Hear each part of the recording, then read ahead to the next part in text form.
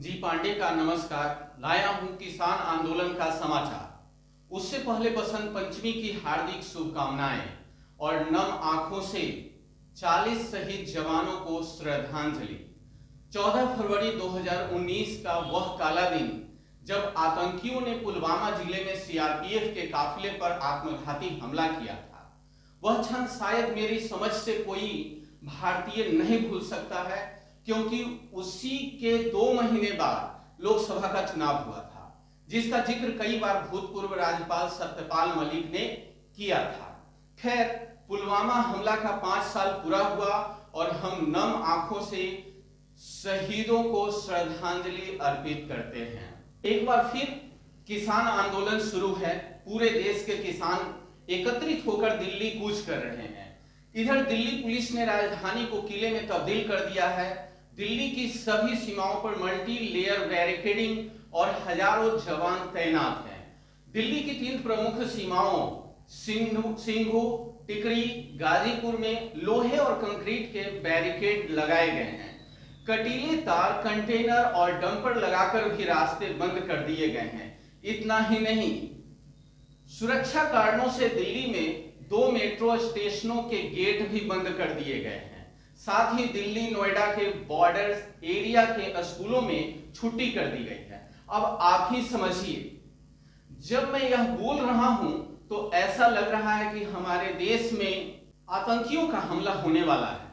ये किसान हमारे देश के नागरिक हैं भाई। अगर इनकी बात सरकार नहीं सुन रही तो आंदोलन करना, अपनी बात रखना इनका अधिकार है और सरकार का यह काम है कि इनकी बात को सुना जाए। जब मध्य प्रदेश में चुनाव था तो बीजेपी ने अपनी मैनिफेस्टो में गेहूं के लिए एमएसपी न्यूनतम समर्थन मूल्य 2700 रुपए प्रति क्विंटल और धान के लिए 3100 रुपए का वादा किया गया।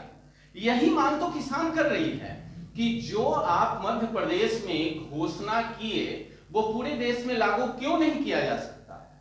अब आप समझिए एमएसपी क्या है। देश के किसान साल भर मौसम के हिसाब से फसल उगाते हैं।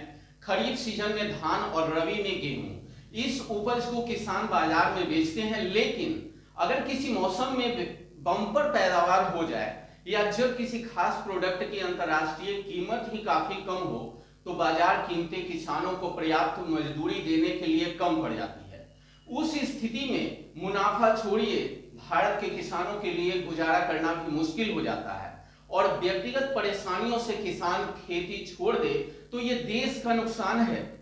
व्यापक तौर पर देश की खाद्य सुरक्षा खतरे में आ सकता है। ऐसी स्थिति से बचने का एक तरीका है एमएसपी, मतलब न्यूनतम समर्थन मूल्य।